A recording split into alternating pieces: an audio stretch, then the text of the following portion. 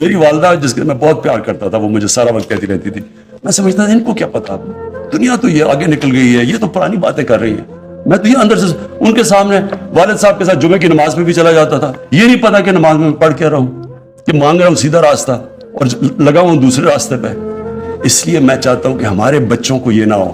میں چاہتا ہوں کہ جو ہمارا یوتھ ہے، جو ہماری فیوچر ہے، میں چاہتا ہوں کہ میری نوجوانوں کو سب کو پتا ہو کہ ہم ہیں کیا، یہ کیوں ملک بنا تھا.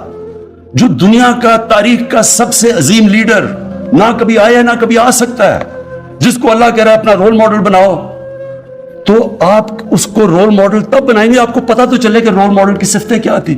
آپ جب تک ان کو یہی نہیں بتائیں گے کہ وہ کیسے اٹھا کے انہوں نے ٹوٹے پھوٹے اربوں کو دنیا کی امامت کروا دی، تو لوگوں پتا تو چلے لوگوں کو کہ وہ کیا صفتیں تھی.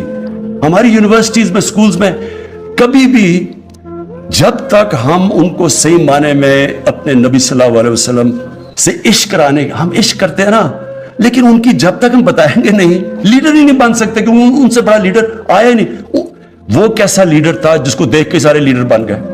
ایک کتاب ہے دی عرب کانکویسٹ، انگریز نے لکھی ہوئی ہے.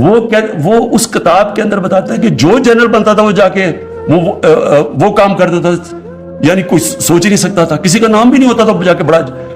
یہ سوچ لیں کہ دنیا کی تاریخ کا خالد بن ولید شاید ہی دنیا کی تاریخ میں اتنا بڑا کوئی جنرل آیا ہو. وہ کبھی جنگ ہی نہیں ہارے تھے. حضرت عمر ان کو کہتے تھے کہ نہیں تم چھوڑو، کسی اور کو میں کمانڈ دینے لگا.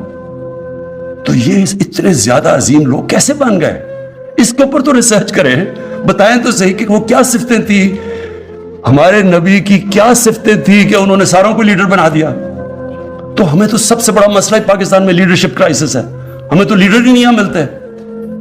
اب جو پاکستان سے ہوا ہے یہ لیڈرشپ کی وجہ سے یہاں پہنچے. تو ان کی جب ہم بچوں کو، نوجوانوں کو، ان کو آگے سے جب، اور یہ تو ہم دھوم دھام سے مچائیں گے، اور میں اپنے سارے ایم این ایز کو، سارے منسٹرز کو کہہ رہا ہوں کہ اس ہفتے میں آپ نے پوری طرح شرکت کرنی ہے، حصہ لینا ہے. ایک ایسا ربیع الاول بنانا ہے جو کبھی پاکستان کی تاریخ میں نہیں بنا. یہ تو دوسری ہے فحاشی.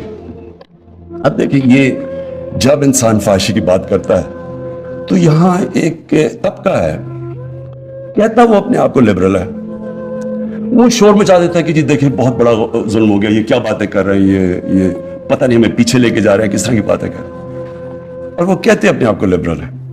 دیکھو میں